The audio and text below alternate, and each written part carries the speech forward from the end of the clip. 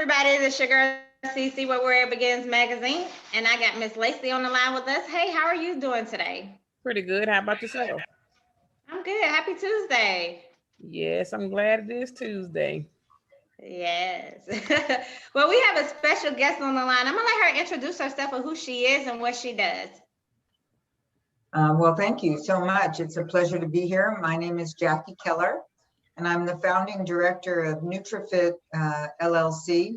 We're a healthy food company based in Los Angeles, and we have a couple of different divisions, but I guess my name's on the door, so that means it's all me.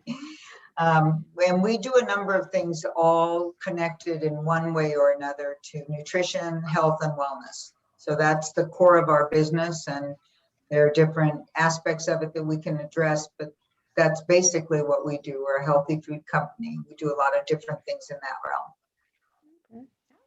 Well, what motivated you to get into that career?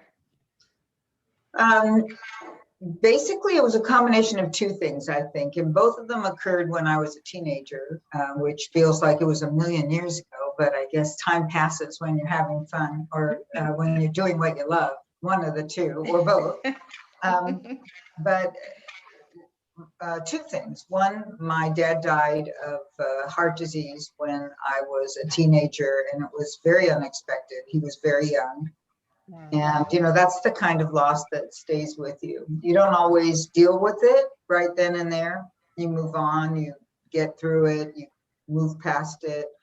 But if it's part of what has changed your dynamic and your trajectory, then it guides your future activities. And in my case, that was definitely the case. And I was on track to do something totally different. And I never thought I'd end up back in food, and literally in food, with my hands in food. So that's the one thing. And the second thing was an early bout with anorexia, which a lot of young women suffer from, and young men. And, I guess it transcends age boundaries, but that happened also around that time. And I became sort of obsessed with food, as many people do when they come out of a disordered eating syndrome. And that obsession with food led me to want to become a chef and go to Paris and attend Le Cordon Bleu. And, subsequent things happened as a result of all of that fascination with food, which I still have today. And so I would say those were the two things that set the pattern, although it didn't emerge for another 10 or 15 years. That certainly is what kind of set the stage for the passion that I have now and the commitment that I have to what we do. Okay. And congratulations. Thank you. Thank you. No, definitely. It's been almost 34 years. I can't believe it. It's over, over half your life you spend doing something, and you look back and you think, dang, how did that happen? Yes, time flies. I guess that's the way the time passes. So those are the things that founded it, I guess. Yes. But I want to get into your book. Tell us a little bit about your book, Body After Baby. Well, Body After Baby was another passion project. It came about because we had in the early 2000s the wonderful opportunity to feed a lot of very, very, very high profile A-list celebrities. And one of them was Uma Thurman, and she was at that time just in the immediate postpartum period. She had a tiny infant, and she was training for her Kill Bill roles. So the martial arts training that she did, the extensive training that she did, coupled with the fact that she was, a mom with a brand new baby and breastfeeding, still in that immediate postpartum period. Her story was one of remarkable achievement in terms of getting back to the body that you see in Kill Bill, which is not photoshopped. That was the product of a lot of hard work, training, and proper nutrition. So we were able to feed her through that period, and a number of other women, celebrities and non, regular everyday women that struggled with getting back into a body that they felt good about after having been pregnant for 40 weeks and suffering with the weight gain and sort of body disassociation that we have. And I'm a mom. I had 2 children, and you went through the same thing that every other mom goes through in terms of needing to gain weight to have a healthy baby, and wanting to breastfeed and nourish the baby properly, and still wanting to feel good about myself. So I thought, well, this is a story that a lot of women can relate to. I mean, any woman that's been through that in her life or anticipates going through it is going to have some of that. Let's face it. And I was very fortunate. I was very fit when I went into the pregnancy. I was very fit through the pregnancy, and was able to get back to my body weight, healthy body weight quickly. But most people suffer with it, and it's a struggle. So I thought, well, why not tell the story in terms of the stories of the women that I've helped? And so that's how Body After Baby was born. It was literally a storytelling exercise. Now I'm thinking I should write Body After 50, because, that's another part of life that we all go through. Sort of like, what's at the other end? But that's another story, maybe to be told. You never know. So, but that's how Body After Baby got written. And I was very, very fortunate. I want to say that I had a fabulous publicist. I had a fabulous book publicist. She got me a great advance on the book. I had a wonderful publisher. It's published by a division of Penguin Books, Avery Publishing, which was a fabulous opportunity for a first-time author. I mean, I never would have dreamed that, I'd see my name in a bookstore or in a library or something like that. So it was pretty exciting, that carried it for a while. That's a big accomplishment. Yes, well, you can still find it in the library, but I don't think too many people read it. Although once in a while, I will say, even though it's been, more than a few years, I'll get an email from somebody that says, I read your book, or I'm following your Body After Baby plan, or I want to follow the Body After Baby plan. Do you still have copies of the book and stuff like that? So that's kind of fun, That's good. Okay. Yes. Well, I want to first send my condolences about your father passing, and I want to know, who do you look up to while you're going through the process of changing other people's lives for the better? Well, there's a couple of people whose opinion and science background has really helped form my opinion and our approach as a company. So I admire people who push themselves through the rigors of scientific research and training, and who are able to stay on the cutting edge of what we know about nutritional health. I mean, there's a lot of fad out there. There's a lot of fantasy out there, and there's a lot of hypotheses about, what's the best thing to do? How do you go about it? But there's a doctor whose work I follow. His name is David Katz. He's internationally recognized expert in nutrition and health and wellness.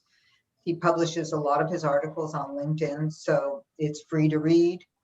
He's written a couple of books, which are great. And I just find his very lay approach readable. A lot of what you read is either not science-based, so it's easy to read, but it's hard to decide whether or not it's true, or it's very sciencey, and if you're not a science person, it's a little bit hard to understand. But Dr. Katz seems to straddle the line really nicely. So he's one that I would say I definitely admire and look up to. My business partner has a lot of, he's a little bit, he's been my business partner since we started the company together, which was a long time ago, almost 34 years. But he had a lot more business experience than I did before we started this thing. And so I value his judgment when it comes to the business side, you know, which is not necessarily, I'm the creative, I'm the food person, and I'm the creative person, and I'm the marketing person, and that side of it. And he's the, you know, the business side. So I admire that, because I had my undergraduate degree was in business, but I knew that, you know, I was going to be an entrepreneur, and I was not going to be an accountant or a lawyer, both of which I contemplated, both of which my father was. And so I respect those skills, because I can only pretend I have them. Yes. I guess so. Okay. That's a good thing, especially having somebody that be there with you through all them for 30 something years, you know. Yeah, we're very lucky, because we're actually married. We were not married at the time we started the company, but most marriages could not withstand the 24/7 together thing. Yes. And ours has, mostly I think because, you know, we have such different skills and very different personalities and approaches to things. So we don't tend to step on each other a whole lot. We're not both trying to occupy the same seat. We have different responsibilities. And so he kind of stays away from my territory and most of the time, and I try to stay away from his territory most of the time. So it works, but we are very fortunate. That it's sheer luck. And then on the food side of things, I am very lucky now to finally have, after 30 some years, a partner in crime, if you will, in the kitchen. You know, most of us who start companies, we have a passion for what we do, and we're kind of nutty about that passion. You know, we're single-minded, and we're stubborn, and we're driven, and we're intense. And that's me. You know, I own me. That's me. And I have, up until a year ago, I didn't have a number two that understood that. You know what I mean? I had people that supported me, and people that worked for me, and people that I thought could maybe someday, you know, really take over part of it for me or help me run it. But about a year ago, I got super, super lucky. And this guy just fell out of the sky. I mean, it was like the bluebird of happiness landed finally. And, you know, this past year has been such a joy, because I now have somebody that I can, whose culinary skills are better than mine, let's face it, you know, and his creativity matches mine. We kind of race each other in that lane. And he's my partner in the kitchen. So I waited a long, long time. Never thought it would happen, to tell you the truth. Never thought it would happen. After a while, you just give up and you figure, I'm just too hard on people. No one's ever going to be able to stand me. But I encourage your listeners, never give up, because once in a while, you know, you found yourself in the lucky line, and there's somebody right there next to you that is on the same page. So we now have that here at Nutrifit, and I have it with our new adventure, which is, we started together, which we call Shoko, which is actually a established term for sort of a culinary club, if you will. If you think of a group of people, friends that get together and cook together and tell stories together, and the whole focus of the relationship is around this joint food act. It's an old term from Spain. Those clubs started as men's only cooking clubs in the late 1800s, and they've been around since then. Now, of course, no men's only stuff. But it's still just that. It's a culinary gastronomic club, and we started one about, well, last July in response to the pandemic. We started holding these virtual 9-course gourmet dinners that we ship anywhere in the country, and then we get everybody together on Zoom and we guide them through this meal with a 3-course wine pairing and all kinds of fun stuff we do together. And we've been having a ball with it. So that's the latest, greatest thing. And I would have to say I look up to him to bring the conversation back to full circle. So those are 3 people in my world that have really had an impact. Seriously. Wow. And congratulations, even though you Yeah. waited so long, at least it's the right person, you know. I think so. That's definitely awesome. I agree. Yeah. I'm sorry, go ahead, Miss Lacey. No, I was telling her I agree with that. I guess the acorn fell and hit him in the head. Boop. Yeah.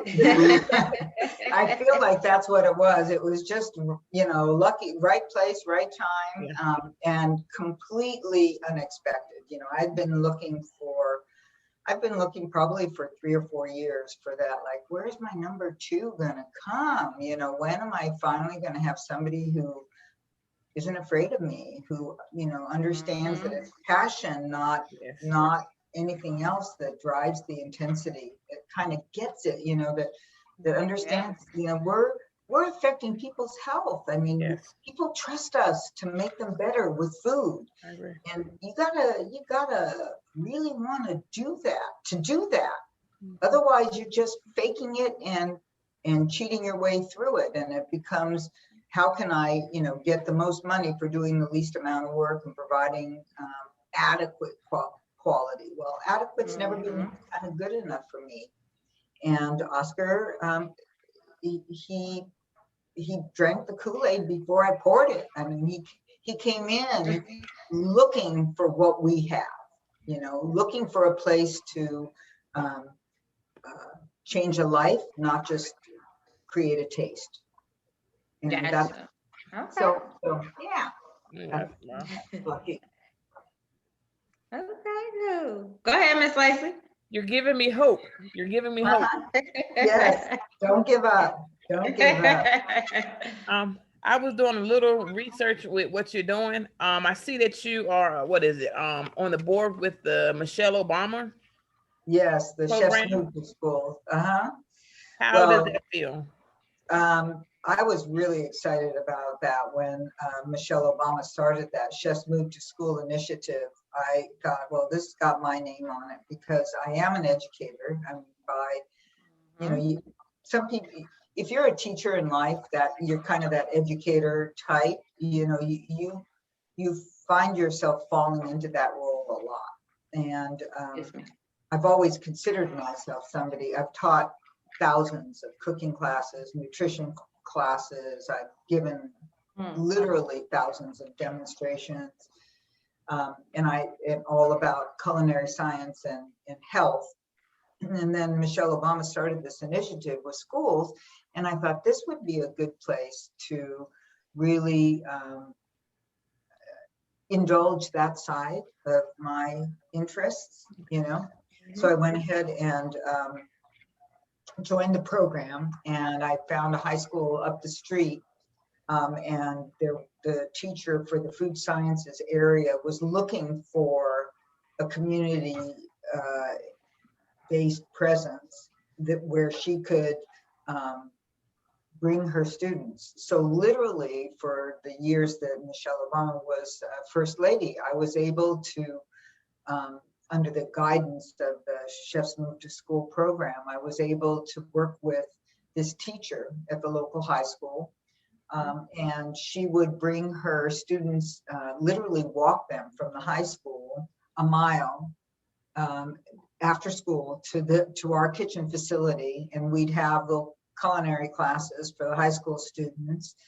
And all of it was sort of part of the Let's Move initiative that was part of the Obama administration and Michelle Obama's work, and the Chef's Move to School program.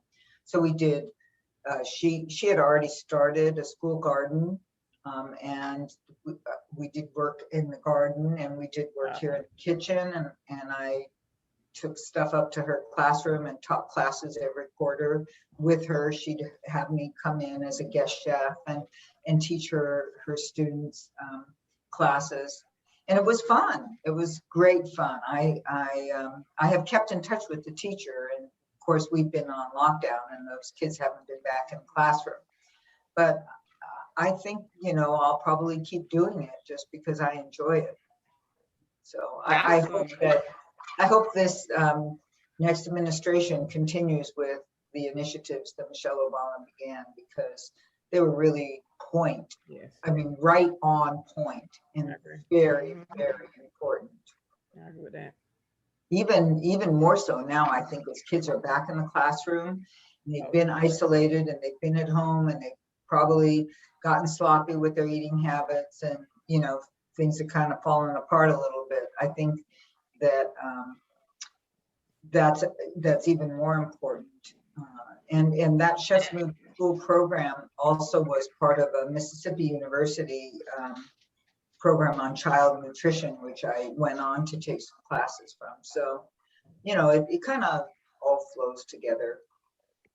I got you. Okay. Well, where do you see yourself in the next 3 years? Well, I'm excited about Shoko USA, and that's a funny pronunciation for TX. We don't really know how to pronounce TXOKOUSA.com. I'm excited because we see growth in that area where we're complete. I think it's going to be a while before people gather back in a building, where everybody's back at sort of an office job. I think remote work is here to stay. And this is truly a way for people to have a business meeting and everybody have the same meal, or have no matter where you are. So I'm excited about where we can go with Shoko USA. I remain firmly committed to the work that Nutrifit does in terms of customized diets, in terms of helping people with their health. And I'm a national board certified health and wellness coach. So I'm hoping that as Oscar takes over more and more responsibility for running the kitchen operation here, I can devote more time to my health and wellness coaching, which I firmly believe in. I really think that empowering people to find solutions to their health challenges is something I was destined to do, and I want to do more of it. So I see more of that in the next 3 years. But I'm not slowing down. And so I see that. I'm gonna be slugging away here for a while. People are not getting healthier. We see it on the West Coast. We see it on the East Coast. I don't know where y'all from. Where am I? East Coast. East Coast. Yeah, East Coast. So I think the East Coast and the West Coast, we kind of have a little bit of an edge over the flyover zone, the whole middle of the country, where there are a lot of people that have a lot of health challenges and don't have the resources that we have, or the mindset that we have here on the coastal areas. So I think there's a wonderful opportunity to continue to help people live a longer, healthier life, which is the basic core of everything we do. And I'm looking forward to continuing to do it. What advice can you give to other people that want to be fit and healthy? Or what advice would you like to give to your fans? Oh, well, fans, I don't know so much about, but to people who aspire to be healthier than they are, my best advice is break it down and take it one baby step at a time. A lot of people look at the challenges they face with their health as a mountain, but really it's just a series of small hills. And if you can identify 3, 4 little hills that are kind of on the horizon and find a way around that one and a way around the other one and a way around the third one. Before you know it, you've got half your burden behind you. So it's not a mountain, it's a hill. And if you can, make a few changes, one step at a time, you will get there. It's the journey of, they say, the journey of 10,000 miles begins with one step. So even if listening to this podcast is the first step you take towards sort of keying into why is it important for you to be healthy, and write it down and put it on your refrigerator and put it on your phone, put it on your computer monitor. So you're reminded about why you cared about doing it. Is it for your kids? Is it for your partner in life? Is it because you want to accomplish certain things? But there's something that needs to motivate you internally to improve your health. So find that and identify a couple of baby steps, and before you know it, you're walking. And before you got to start that way. I think that's the way change happens. I agree. I needed to hear that. Thank you for that advice. You're welcome. You're welcome. And like I used to say when I taught a lot of classes in person, if you want to write it down and send it to somebody just to know that someone out there is your accountability partner, well, my email is Jackie@nutrifitonline.com. Send it to me, and I promise you it will stay safe, and I will never throw it back in your face. Well, I'm gonna take you on that word. So this week I'm gonna send you something to your email so you could keep me accountable for it. Because she keeps me accountable for it. So I will take that advice and use it to my advantage. Good, that's what it's for. Miss Lacey, you had anything else you wanted to say before we get off?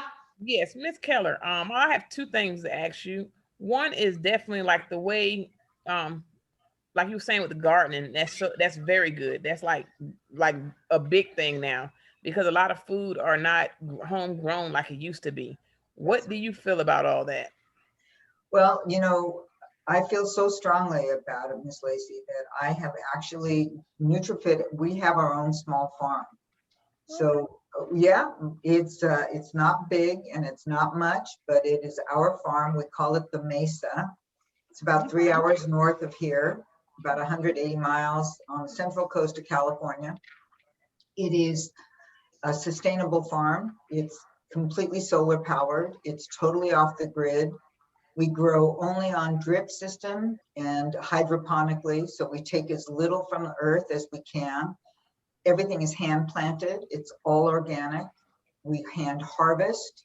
We bring the food back from the farm and we use it in the meals that we use for our Shoko tastings and in the meals that we send to our clients. So I will say to you that I am 100% on that plan, and I am living it. I am doing it.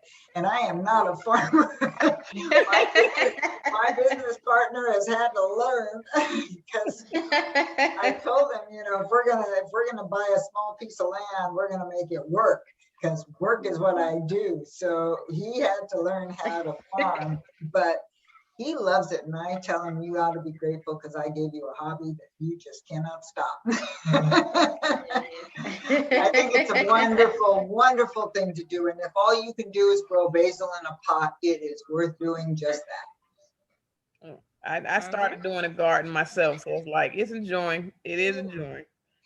Gardening is one of those things. Not only is it good because you have fresh, produce or whatever to eat and enjoy, but it's good for your brain. And the reason it's good for your brain is because it employs several different senses: your sense of taste, your sense of smell, your sense of sight, your spatial relationships, because you have to think about where to put things and spacing between plants and stuff like that. Yeah. So it is one of those sensory experiences that actually help you live longer, just the activity itself, before you even eat anything. So it's a wonderful thing to do. Congratulations. It's tough, but thank you.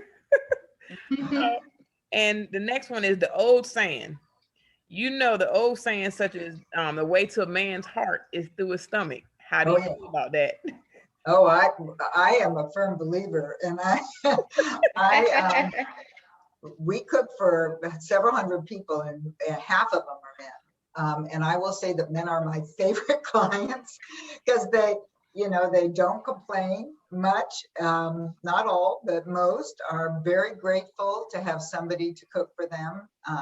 And I think there's another old saying that I'll throw back at you, and maybe you've heard it. It's cooking with care is an act of love. Yeah. And I firmly believe that. I believe that it's the way we express our humanness and our caring for each other, whether you're man, woman, or child. I mean, I think we express that through the love of that we put in the food. And I think people can tell, you know what I mean? Yeah. You can tell when something's made with love and something comes out of a positive environment. So that's what we strive for here. I mean, it's part of the mission.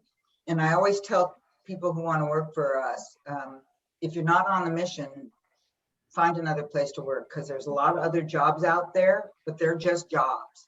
Here, you gotta be on a mission. Otherwise, you'll never be happy, and you'll never be successful. And part of that mission is to find a way to affect people's lives. So we're all about that. That's good. That is good. Yes. But before we get off, can you tell everybody where they can follow you? Yeah, I'm on Instagram at Nutrifit.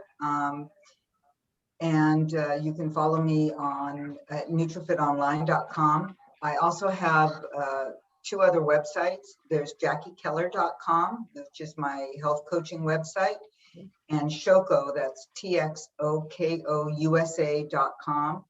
I would love for people to go there and see what we're doing with this food and with Chef Oscar. We are having so much fun, and the pictures are amazing. So nutrifitonline.com, JackieKeller.com, or ShokoUSA.com. Awesome.